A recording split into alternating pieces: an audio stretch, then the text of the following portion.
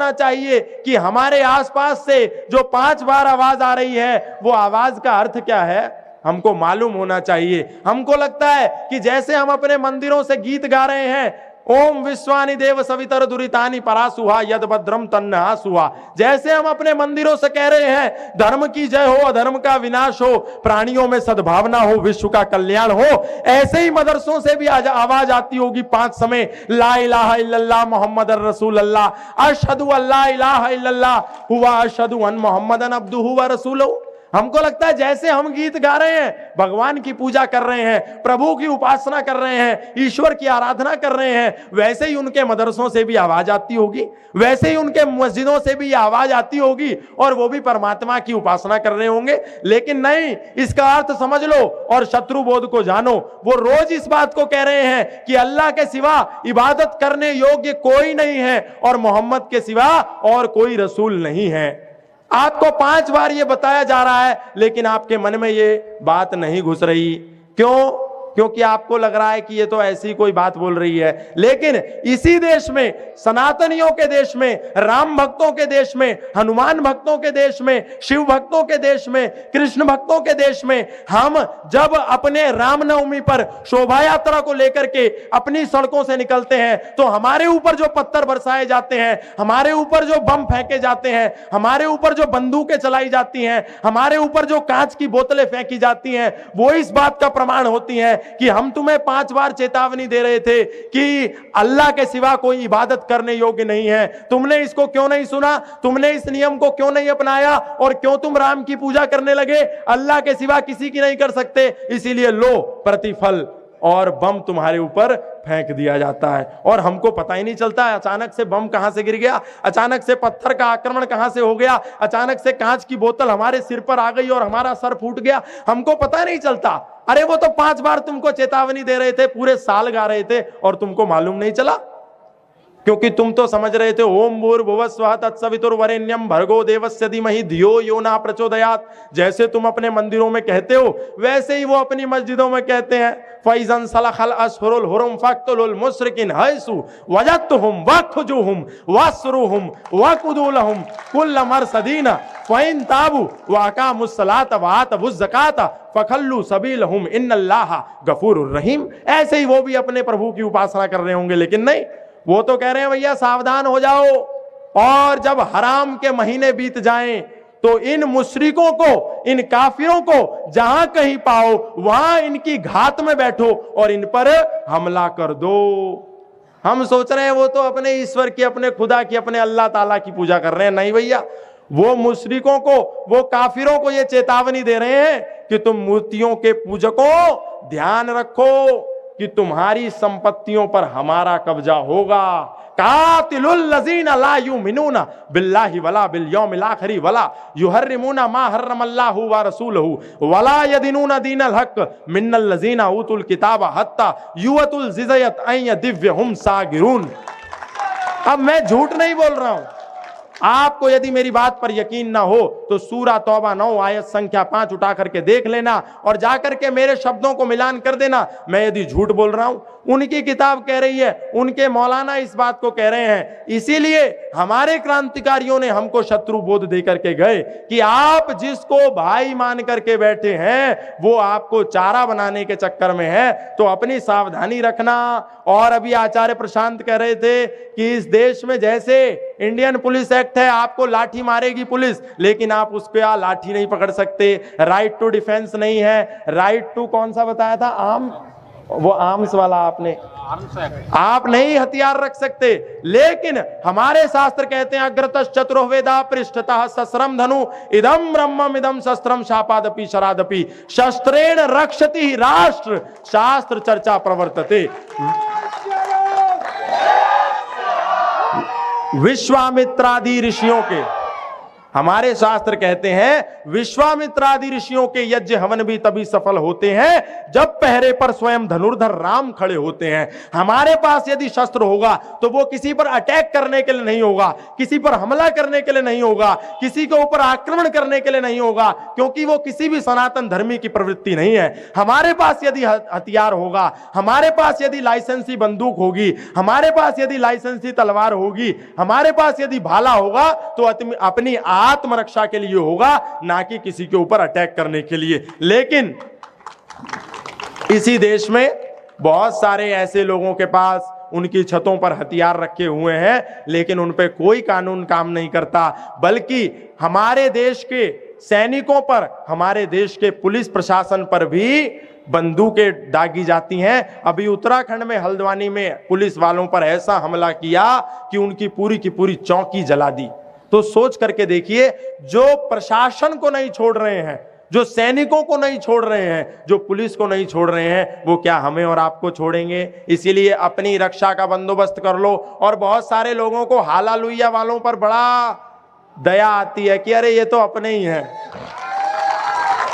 बहुत सारे हमारे भाई हैं जो कहते हैं चलिए कोई बात नहीं, एक कम्युनिटी तो हमारा विरोध करती है, पर ये हालेलुया करने वाले ये तो बड़े सॉफ्ट लोग हैं, इनसे तो मित्रता बना के रखो। लेकिन नहीं, इनसे भी सावधान होने की जरूरत है, क्योंकि फिर वही बात है, हमको ऐसा लगता है जैसे हम अच्छे, सर्वे भवन्तु सुखिनः सर्वे सन्तु निरामया सर्वे भद्राणि पश्यन्तु मा कश्चित् दुःख भाग भवेत् संगच्छध्वं संवदध्वं संवो मनांसि जानताम देवा भागम यथा पूर्वे संजानानाम उपासते। सभी सुखी हो, सभी निरोगी, सब पर बरसे ईश्वर की कृपा। वैसे ही उनका हालेलुया, मेरा यीशु यीशु, मेरा यीशु यीशु, ऐसे गीत चलते होंगे। लेकिन ये झूठ है। आप उनकी बाइबल उठा करके देखो और उसमें देखो ये ईसा मसीह तुमको क्या कहता है। जिस ईसा मसीह को भारत में ईसाई मिशनरी हीरो बना करके प्रोजेक्ट कर रही हैं, हमारे गरीब भाइयों को, हमारे मजदूर वर्ग को, हमारे किसान वर्ग को आटा, दाल, बोरी,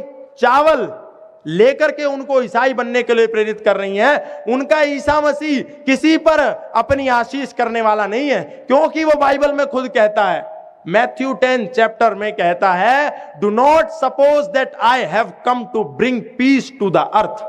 I did not come to bring peace but a sword. I have come to turn a man against his father, a daughter against her mother, a daughter-in-law against her mother-in-law. Man's enemy will be the member of his own household. ये मत सोचो कि मैं इस धरती पर शांति का पैगाम लेकर के आया हूं। मैं तो इस धरती पर तलवार का आह्वान लेकर के आया हूं। मैं इस धरती पर एक बेटे को अपने बाप से, एक बेटी को अपनी मां से, एक बहू को अपनी सास से जुदा करने आया हूं, उनमें आग लगवाने आया हूं, ताकि आपके घरों में ही आपके दुश्मन हों। अब हम क्या सोचते हैं कि ईसा मसीह तो हम पे, सब पे कृपा करेगा। और प्रोफेट विजेंद्र पंजाब में खड़ा होकर के, कोई प्रोफेट बंगाल में खड़ा होकर के, कोई प्रोफेट तथाकथित आपके मध्य प्रदेश में खड़ा होकर के कहता है कि देखिए ईसा मसीह की कृपा, और माइक लगाता है एक लड़की के कि बेटा तेरी बहन बोलती थी कि नहीं बोलती थी? बोलता है नहीं बोलती थी। और उसके बाद बोलता है हालेलुया, और फिर दोबारा लगाता है, बोले अब बोलने लगी। ऐसे षड्यंत्र, ऐसे धर्मांतरण के कुचक्र प्रतिदिन 14,000 हमारे भाइयों को इस धर्मांतरण की चपेट में लपेटा जा रहा है, और हम अपने हाथ पे हाथ धरे बैठे हैं और बार बार ये गीत गा रहे हैं कि कुछ बात है कि हस्ती मिटती नहीं हमारी, सदियों रहा है दुश्मन दौरे जहां हमारा। अरे प्रतिदिन 14,000 आपके घरों में बैठे हुए, आपके पड़ोस में बैठे हुए, आपकी रिश्तेदारियों में बैठे हुए, आपके नगरों में बैठे हुए, आपके प्रदेश में बैठे हुए, आपके देश में बैठे हुए आप ही के भाई ईसाई हो रहे हैं प्रतिदिन, और हम कह रहे हैं कि हमको हमारी हस्ती नहीं मिट रही। आज हमसे पाकिस्तान अलग हो गया, हमसे बांग्लादेश अलग हो गया, नेपाल एक स्वतंत्र हिंदू राष्ट्र था, वो अब सेकुलर राष्ट्र बन गया, हमसे म्यांमार अलग हो गया, और हम फिर भी गीत गा रहे हैं कि हस्ती मिटती नहीं हमारी। आज भगत सिंह के मानने वाले को, आज चंद्रशेखर और महर्षि दयानंद और वीर सावरकर के मानने वालों को उन लोगों के जनसंख्या विस्फोट ने 10 राज्यों में अल्पसंख्यक कर दिया, और फिर भी हम गीत गा रहे हैं कि हस्ती मिटती नहीं हमारी। अरे और क्या करवा के मानोगे?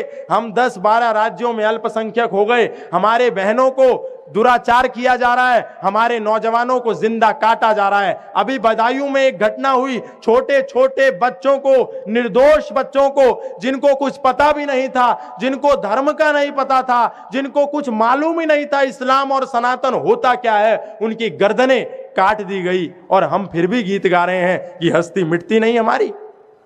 ये आज हमको चिंता का विषय है, हमको सोचना चाहिए। और क्योंकि ये वर्ष अभी आज से पहले जब हम ये महाराणा युवा संघ वाले कार्यक्रम मनाते रहे होंगे, तब तो राम मंदिर नहीं बना था, अब तो राम मंदिर बन गया। तो ये एक विशेष उपलब्धि भी आप लोगों के खाते में जुड़ गई कि राम मंदिर के वर्ष में हमने ये आयोजन किया। तो मैं राम जी पर भी कुछ बोल देता हूं, क्योंकि इस देश में बहुत सारे लोग थे जो कहते थे राम मंदिर बनेगा यदि तो इस देश में खून की नदियां बह जाएंगी। हमारे क्रांतिकारियों ने, क्योंकि आज बलिदानियों की बात हो रही है, आज क्रांतिकारियों की बात हो रही है, आज तेजस्वी उन नौजवानों की बात हो रही है जिनके खून से हम आज आजाद हो पाए हैं। तो वो भी एक आजादी का प्रतीक है कि हमारे रामलला को मीर बांकी और बाबर के मिले जुले षड्यंत्र ने उनके स्थान से हटा दिया था, और वहां एक आक्रांता की, एक विधर्मी की, एक आतंकवादी की, एक जाहिल की, एक विदेशी की कब्र बना दी थी, उसकी मस्जिद बना दी थी, उसका मकबरा बना दिया था। और हमारे राम अपने ही देश में, अपनी जन्मभूमि में कई वर्षों तक तंबू में पड़े रहे। 550 साल के उस पुरुषार्थ के बाद आज हम और आप कितने सौभाग्यशाली हैं कि जिनको राम जी के दर्शन करने का सौभाग्य प्राप्त हुआ। कितने लोग राम मंदिर हुआए? अभी कुछ हैं यहां पर जो राम मंदिर हुआए? तो ठीक है, इस साल तो आप लोग जाओगे।